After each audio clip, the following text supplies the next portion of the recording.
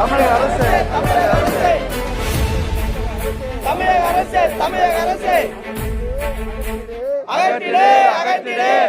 மக்கள் உயிரை கொல்லும் குரோமிய கழிவுகளை உடனடியாக அகற்றிடு.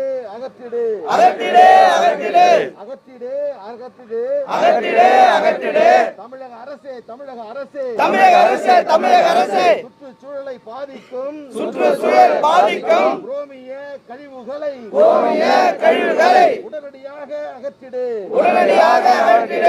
கேன்சர் நோயை உண்டாக்கும் குரோமிய கழிவுகளை உடனடியாக அகற்றிடு. கொல்லாதே அப்பாவி மக்களை கேன்சர் நோயால் கொல்லாதே. கண்டிக்கின்றோம் தமிழக அரசை கண்டிக்கின்றோம். மாவட்ட நிர்வாகத்தை கண்டிக்கின்றோம்.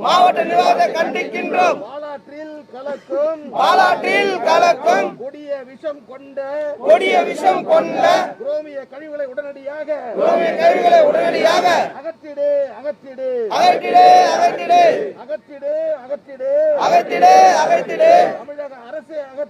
தமிழக அரசே அகற்றிடு. போட்டோ எடுக்கிறீங்களா? அங்க போயிடலாம். இது போட்டோ தான். அங்க பேச கூடாது, சரியா வராது. பேசுறது அங்க தான். போதுண்ணா. ரொம்ப நல்ல ஸ்டைல் இருக்கு. அவர் போட்டோ எடுக்க இல்ல, அந்த காத்தி எடுக்கிறேன். அங்க வெளிய இல்ல பரவாயில்ல. இன்னும் ஸ்பீச் இருக்கு. இல்ல அங்க மைக் போடுங்கண்ணா. போயிடலண்ணா.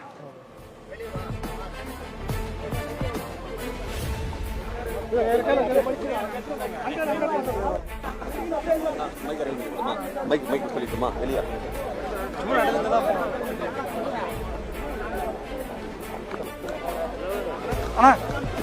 அவங்க கிட்ட யாரு நீங்க என்ன பேசுறீங்க எல்லாம் ரெக்கார்ட் ஆகும்.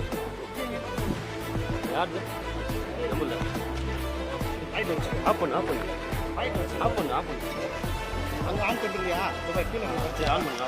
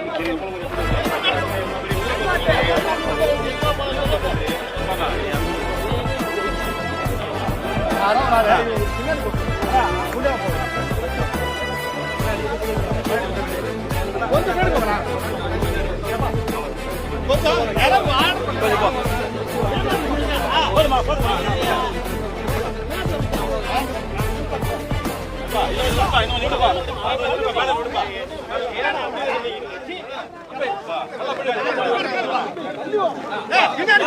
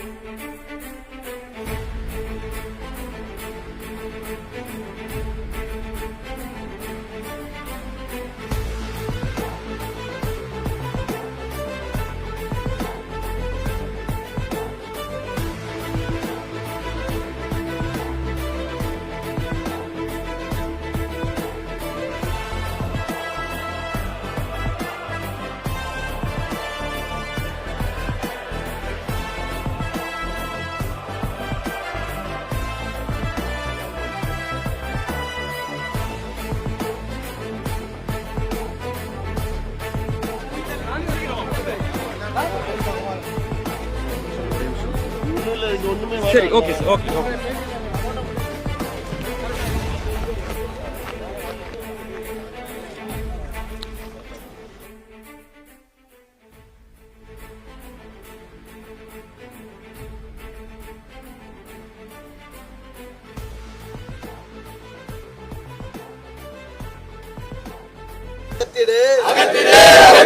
ரோமிய கழிவுகளை உடனடியாக அகற்றிடு.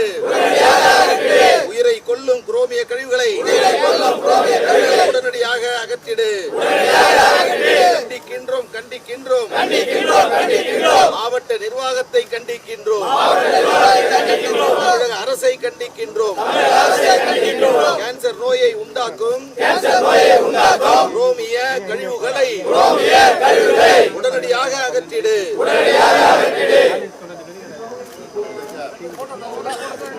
நடத்துறீங்களா?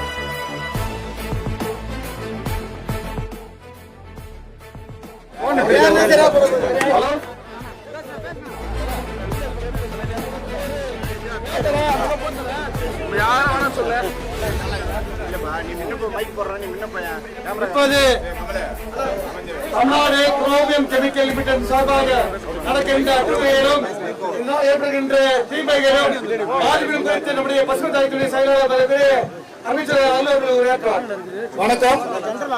ராணிப்பேட்டை மாவட்டம் மற்றும் ஒருங்கிணைந்த வேலூர் மாவட்டத்தில் கடந்த 30 ஆண்டுகளுக்கு மேலாக நீடிக்கும் இந்த தோல் தொழிற்சாலை மாசுபாடு, குறிப்பாக கழிவு ஆபத்துகள் குறித்து நீண்ட காலமாக பசுமை திட்டம் போராடி வருகிறது. குறிப்பாக நம்முடைய மருத்துவர் சின்னையா அவர்கள் 22 ஆண்டுகளுக்கு முன்பு இந்த இடத்தில் இதே இடத்தில் இருக்கிற 25 ஆண்டுகளுக்கு முன்பு இதே இடத்தில் போராட்டம் நடத்தி இங்கிருந்து வேலூர் வரைக்கும் மிதிவண்டி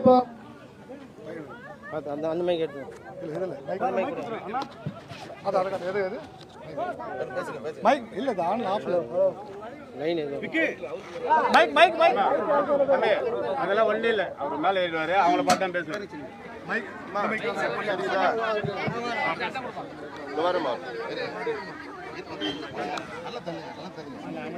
எனக்கு இல்ல, நான் கையில பிடிச்சிக்கலாம் போதும். அண்ணன் பேசுறேன்.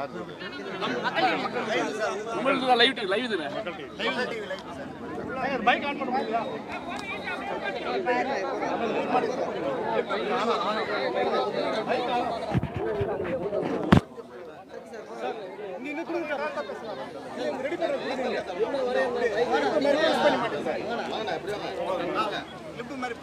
கிளிப்பா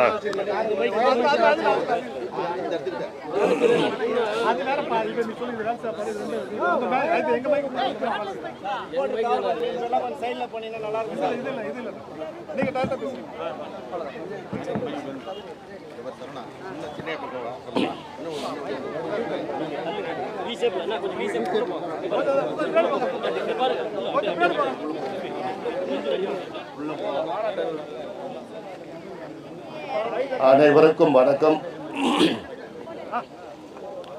Tamil Nadu chromates and chemical limited TCCL Ranipet SIPCOT பகுதியில் 1975 தொடங்கப்பட்ட கம்பெனி.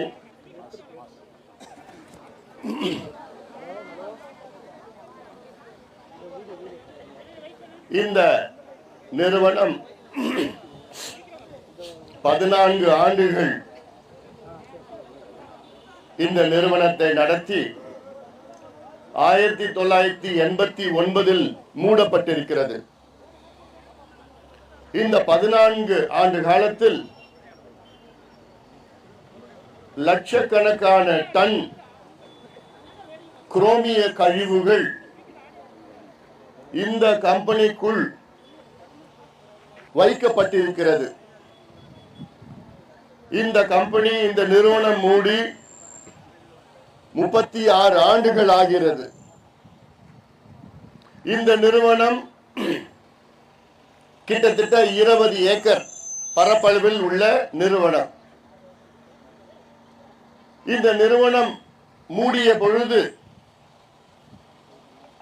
இந்த நிறுவனத்தில் பின்னாடி பகுதியில் ஒரு 8 ஏக்கர் நிலப்பரப்பில் 2.5 லட்சம் டன் குரோமிய கழிவுகள் அங்கே வைக்கப்பட்டிருக்கிறது. 2.5 லட்சம் டன் குரோமிய கழிவுகள். குரோமியம் என்றால் அது ஒரு நச்சு பொருள். அது உட்கொண்டால், அதை சுவாசித்தால், அது நிலத்தடி நீரில் கலந்து அந்த தண்ணீரை நாம் குடித்தால் அதிகமா கேன்சர் வரும், புற்றுநோய் வரும். புற்றுநோய் என்பது உடல் முழுவதும் உள்ள உறுப்புகளில் புற்றுநோய் வரும். வயிற்றுல புற்றுநோய், மூளையில புற்றுநோய், நரம்புல, இப்படி ரத்தத்துல எல்லாத்திலும் புற்றுநோய் வரும். இந்த கழிவு 36 ஆண்டு காலமாக இங்கேயே இருந்து இதை அகற்றுவதற்கு எத்தனையோ அரசுகள் வந்தும் இதை அகற்றாமல் இங்கே இன்னும் இந்த கழிவுகளால் பாதிப்பு வந்திருக்கிறது. ஒரு உதாரணம், இப்போ நம்ம குடிக்கிற நீர்ல அனுமதிக்கப்பட்ட குரோமியம் அளவு எவ்வளவு தெரியுமா?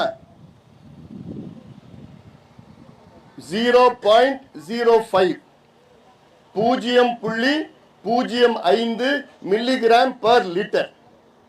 ஒரு லிட்டருக்கு 0.05 மில்லிகிராம். இது அனுமதிக்கப்பட்ட அளவு 0.05 மில்லிகிராம் பர் லிட்டர். ஆனால் இந்த நிறுவனத்தில் உள்ள மண்ணில் 5996 மில்லிகிராம் பர் லிட்டர் இருக்கு. இந்த மண்ணில் சுத்தி இருக்கிற நிலத்தடி நீர்ல, இங்க சுத்தி பகுதியில் நிலத்தடி நீர் 700 ஏக்கர்ல நிலத்தடி நீர்ல 277 milligram per litre. 277 milligram per litre chromium சுத்தி இருக்கிற நிலத்தடி நீர்ல இருக்கு.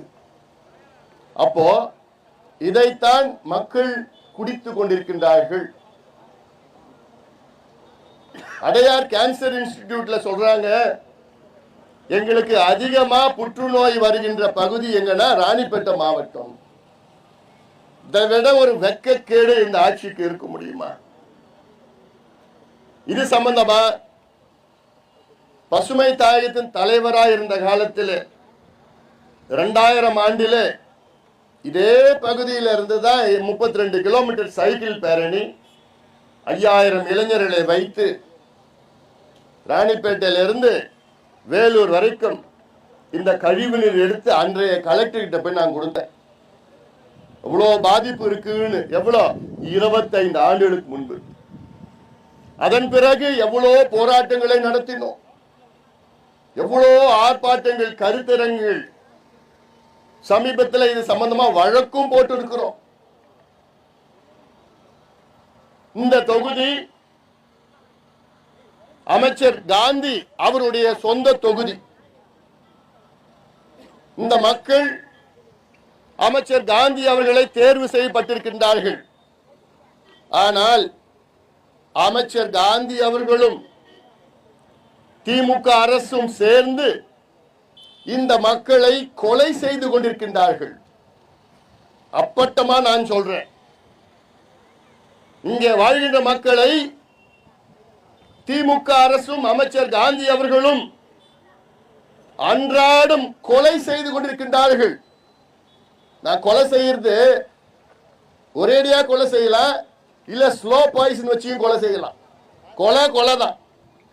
உங்களுக்கு எல்லாம் ஸ்லோ பாய்சன் வச்சு கொலை செஞ்சிட்டு இருக்கிறாங்க. ஸ்லோ பாய்சன்னா குரோமியம் காத்துலயும் நீங்க குடிக்கிற நீரிலையும் அன்றாடம் கலந்து கொண்டிருக்கிறது. இந்த குரோமியத்தை அகற்றுவதற்கு எவ்வளவு நாள் ஆகும், எவ்வளவு நேரம் ஆகும்? சாதாரண ஒரு செயல். இவ்வளவு பெரிய பாதிப்பு இருக்கு. மக்களுடைய உடல்நலத்துக்கு பாதிப்பு.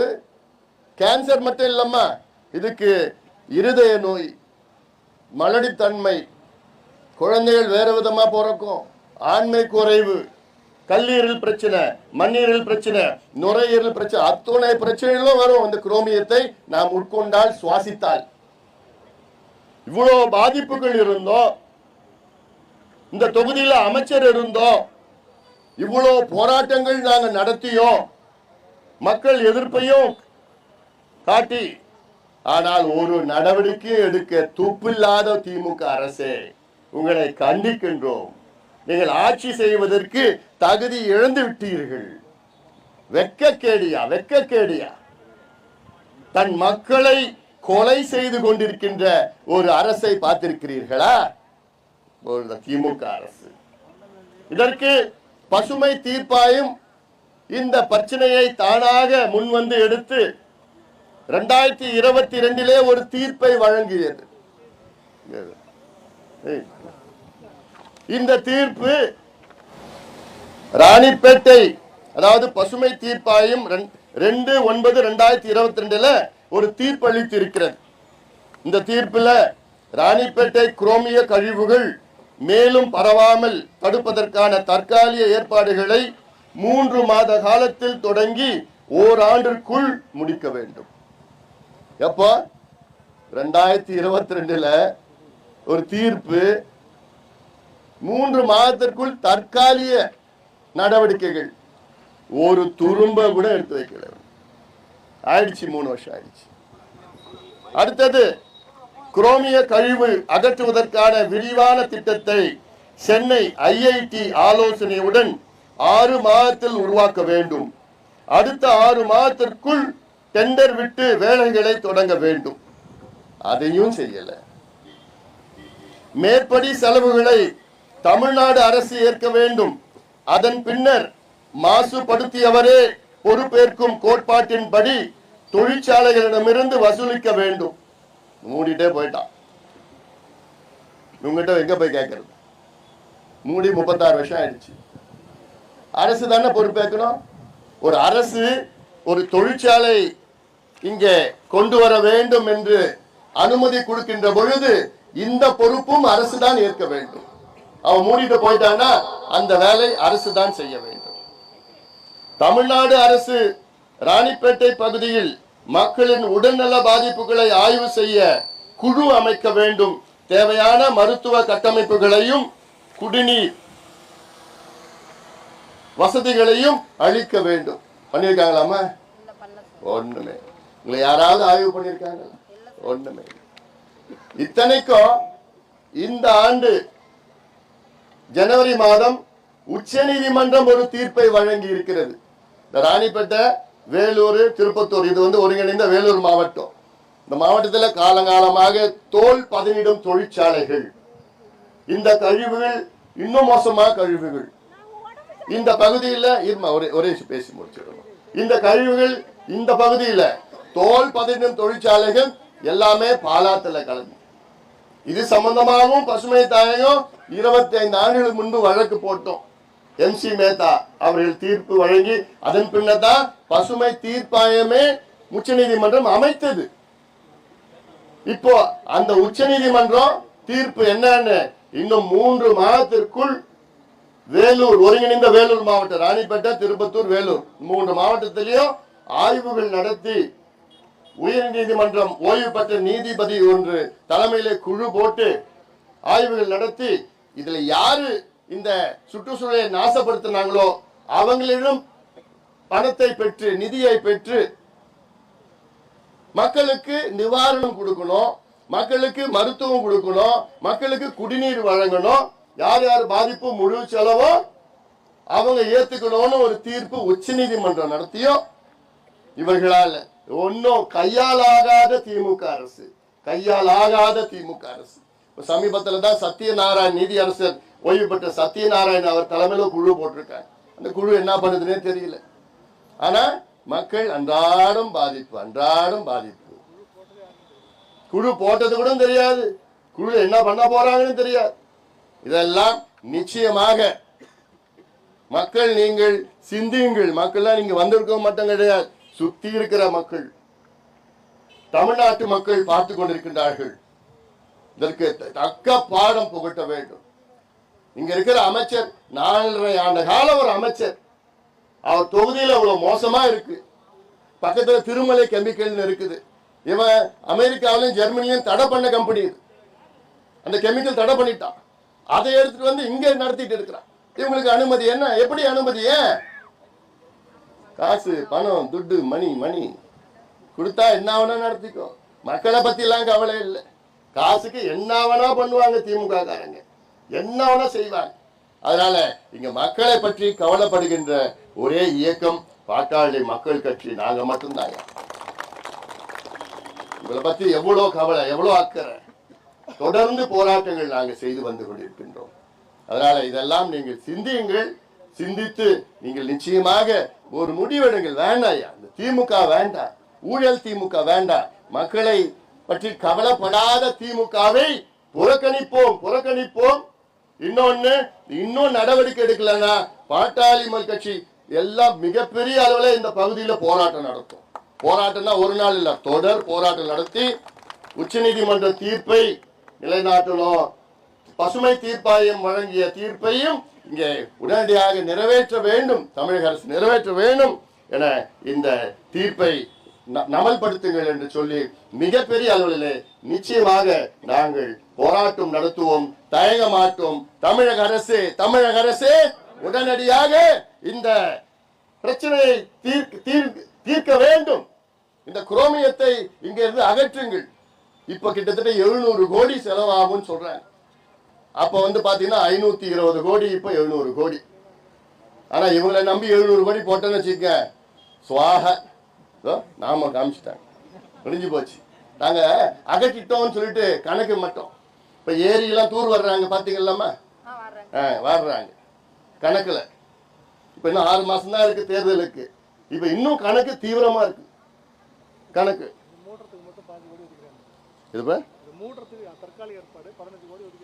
ஆமா, இதெல்லாம் இந்த மூடி பண்றதுக்கு மட்டும் தற்காலிகமா 15 கோடி கொடுத்திருக்கிறாங்க. அந்த கோடி 15 கோடி என்னாச்சு முடிஞ்சு போச்சு. அதனால இதெல்லாம் சிந்தியுங்கள் மக்களே, சிந்தித்து நிச்சயமாக உங்களுடைய எதிர்ப்பை தெரிவிங்கள்.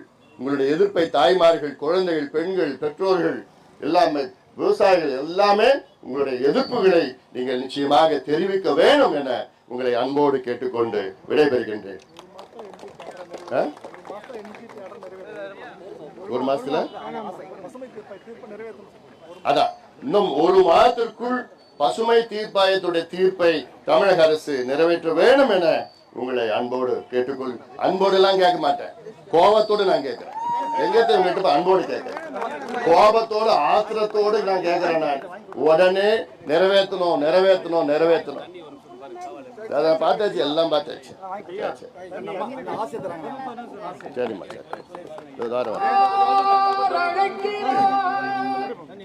இந்தம்மா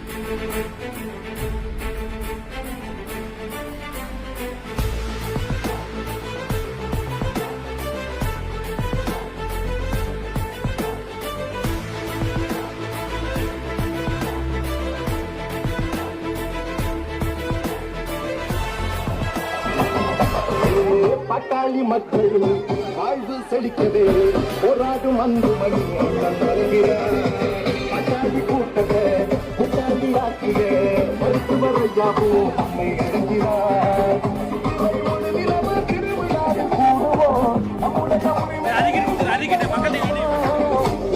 திரும்பி பார்க்க மாறடியில் திரளுவோம், சொந்த வல்ல காட்ட வாங்க போனோம், அதிகாரம் கிடைச்சா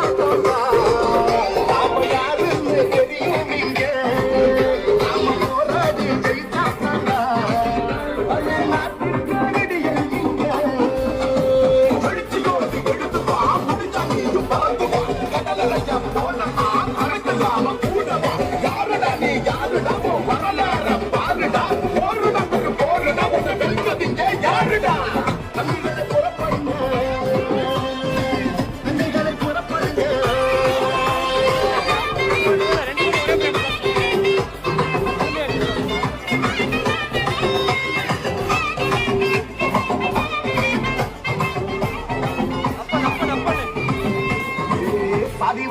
கடுப்பு எடுத்துட சொல்லியே பாட்டாளி மக்கள் கூடி நடக்கும் நாடு கட்சிகளை கடந்துதான்